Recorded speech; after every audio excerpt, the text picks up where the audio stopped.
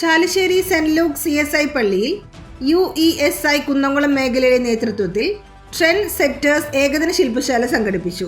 CSI പള്ളി വികാരി father KC John camp ഉദ്ഘാടനം ചെയ്തു. തോമസ് മാത്യു അധ്യക്ഷനായി. ജോജോസി കുര്യൻ കോട്ടയം മുഖ്യപ്രഭാഷണം നടത്തി. രാവിലെ 10 മുതൽ വൈകിട്ട് 4 വരെ നടന്ന പരിപാടിയിൽ സംഗീതം, ഗ്രൂപ്പ് ചർച്ച, പ്രഭാഷണം എന്നിവ നടത്തി. നിരവധി വിദ്യാർത്ഥികൾ പങ്കെടുത്തു.